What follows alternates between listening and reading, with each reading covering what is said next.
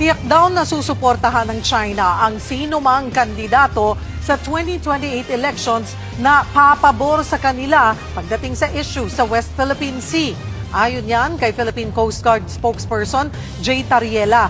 Git naman ng Navy, posible ring gamitin bilang dirty tactic sa eleksyon ng West Philippine Sea para magulo ang mga Pilipino. Nasa frontline ng balitang yan, si Rainiel Pawid.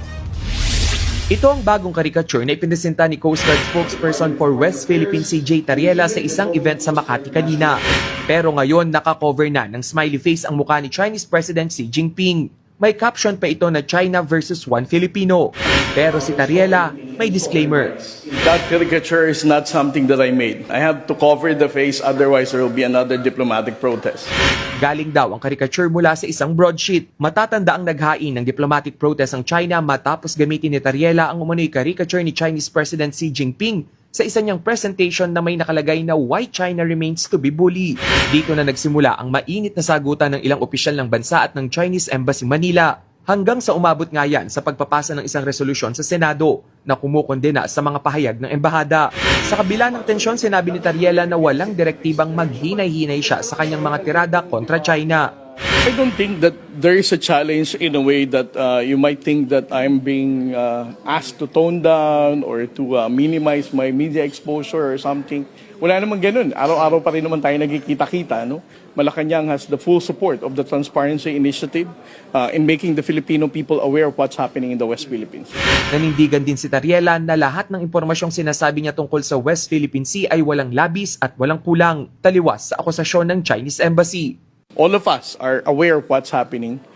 It's very difficult for the Chinese government to alter the public opinion when it comes to the West Philippine Sea. Dito na rin pumasok ang usapin ng halaga ng West Philippine Sea sa 2028 elections. Tiyak na susuportahan daw ng China ang sinumang kandidato na walang balak ipaalam sa taong bayan ang totoong nangyayari sa pinag-aagawang teritoryo. There is any candidate that the Chinese government would be supporting in 2028, of course, that should be somebody who aligns with their own interests, who doesn't really wish to make the Filipinos aware of what's really happening in the West Philippines.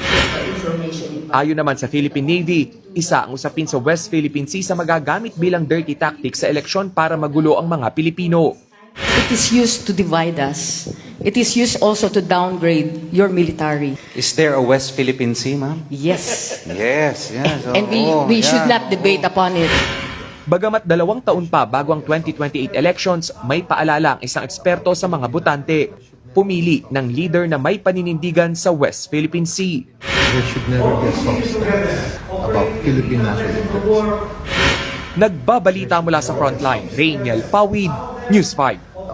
Mga kapatid, Cheryl Cosing po. Maging maalam at may pakialam sa mga napapanahong issue at headlines. Mag-follow at mag-subscribe na sa social media pages ng News 5.